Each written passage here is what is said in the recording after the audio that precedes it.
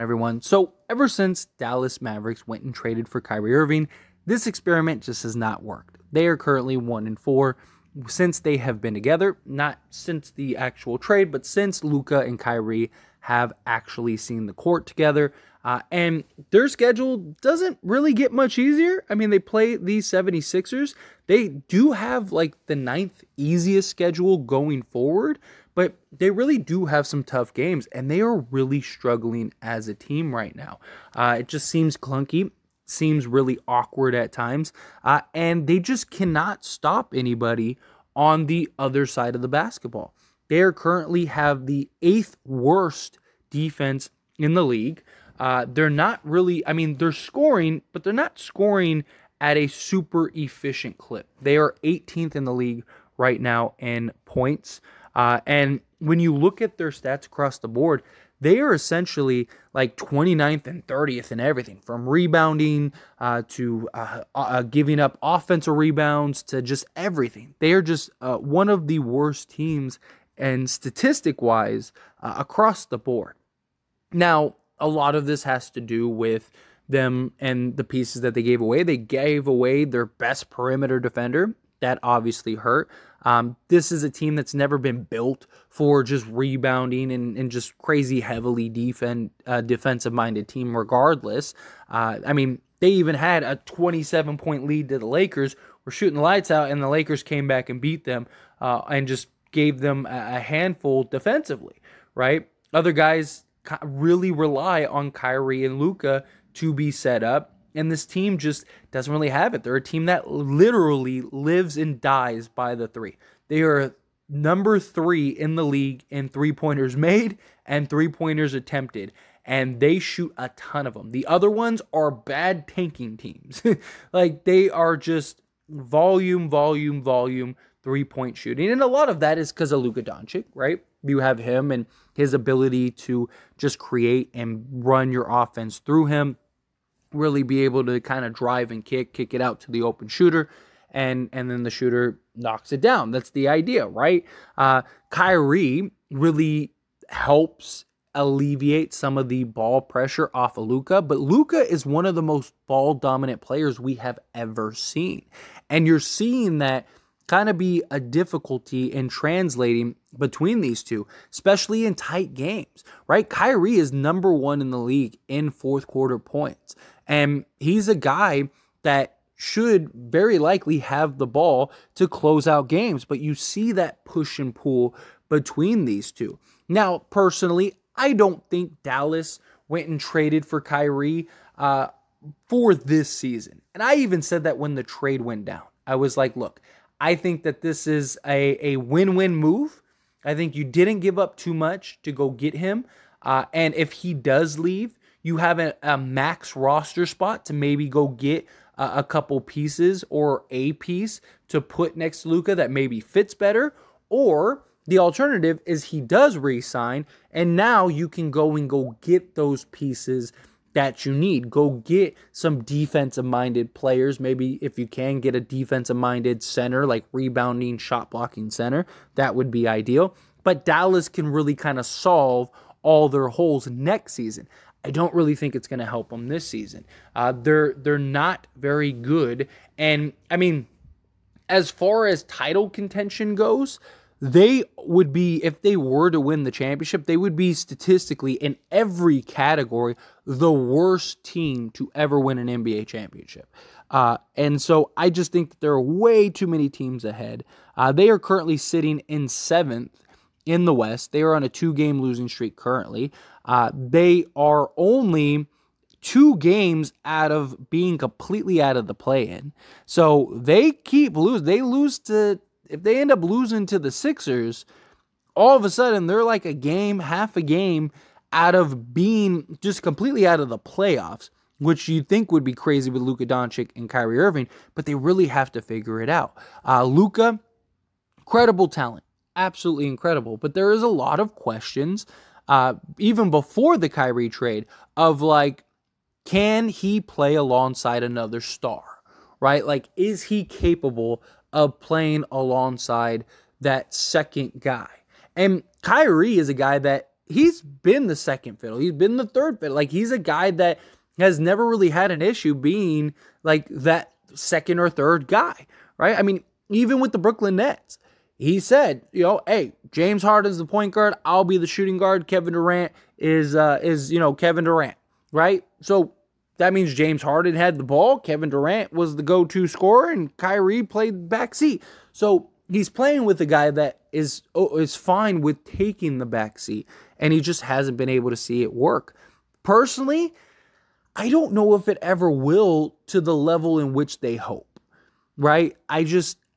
The only guy that I really see Luka just being a smooth, easy fit where it just would be terrifying would be Kevin Durant. And that's because Kevin Durant is just so lethal and so good off the ball and so efficient that he doesn't need 25 shots to go get you 20 points, right? He could go get you 20 points on like 8 shots because he is just that efficient, that effective. He's going to get to the foul, runs the pick and roll, but he doesn't need the ball. And he's played off the ball in Golden State a lot, stuff like that. So I do think that like that is a type of player that could be really good next to Luka. But like a guy in Kyrie who, yes, he can play off the ball, but he is such a wizard with the basketball. You want it in his hands, especially in late games, especially scoring. Look, and Kyrie is a much better natural scorer. Like Luka, without a doubt, he could put the ball in the hoop. He can. He can score just as anybody. I mean, he's averaging 33 points a game. So there's not a doubt in my mind that Luka can score. But Kyrie is a much more natural scorer and shooter, and it seems easier with him. It's more fluid. That's what Kyrie does, right? It's one of the best we've ever seen in that department. So I do think that Luka is the one that's really going to have to learn to be able to take a back seat at times, be able to allow Kyrie to take over and just go get buckets rather than the I go, you go, I go, you go. And that may take the rest of the season going into next season to really figure out. I think the two of them on paper look beautiful, right? I think you look at them and you're like, man, like Kyrie and his scoring ability, Luka Doncic and his ability to create and play make and his scoring. This is a 1-2 punch that could be terrifying for years to come, but it's just not translating yet. And again, it's a small sample size. I'm not saying that the next 5 games they could go 5-0 and we could be having a completely different conversation, but all we have is what we have to go off of. And Kyrie and Dallas looked better as a team than Kyrie and Luka with Dallas, which is, again, a bit concerning. And it was something that I talked about here on this channel when the trade first went down, that I wasn't really sold. I didn't know how well it would work. Is Luka going to be able to make the adjustments? Because he's really going to have to start sacrificing and changing his game if he is to play with another star. And so many people were screaming and shouting from the rooftops to, go get Luka help. Go get him another star. Go get him another piece that he can win with. And they did. And he hasn't been able to make the adjustment yet. And look, the idea originally was like, oh, this is a guy that came from Europe, right? And that kind of brand of basketball, share the basketball, move the basketball. But he was also the guy there. He had the ball in his hands most of the time, right? And then he comes here to the States, he comes to the league, and he's the most ball-dominant player we've ever seen. And you want him to go from that to like, hey, now you have this co-star who, you need to allow him to handle the ball and take care of the ball and, go get his 25, 27 a game. And it's just, it's clunky right now.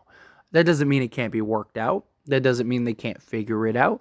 And that doesn't mean that they can't be a better team. I just don't see it this year. I don't. I definitely think that they win some games. Like I said, they have the 9th easiest schedule coming up, so they have some games that they should win just on the two of them and their talent level alone. So that is something, but I think this is a move more so for next year. You got your 2 stars, you allow them to work it out, you allow them to figure it out, and then you go put the pieces around them that fit them better. Go get some defensive-minded guys. You have plenty of scoring, right? They really need some defense, right? They really need some guys that can stop the other team, because that's the problem, right? Like the Laker game is a perfect example. Dallas was up 27 points at home, and the Lakers ended up winning that game because Dallas couldn't stop them. The Lakers got whatever they wanted. They scored on just about every possession, and Dallas had no answer, and there was no adjustment they could make. It wasn't that the Lakers just got insanely hot. It wasn't. The Lakers played a terrible offensive game, but they couldn't stop them. They couldn't prevent them. And the Lakers were able to get stops because they're a good defensive team now. And Dallas just isn't. They're terrible defensively. You know, like the only teams that are worse than Dallas are the teams that you would expect to be worse than Dallas, right? Like the Spurs, the Rockets, like those teams. That's not good, right? Because those teams don't have aspirations of winning a championship. Those teams don't have a Luka Doncic and a Kyrie Irving, you know? And so it's a very interesting place to see these guys in.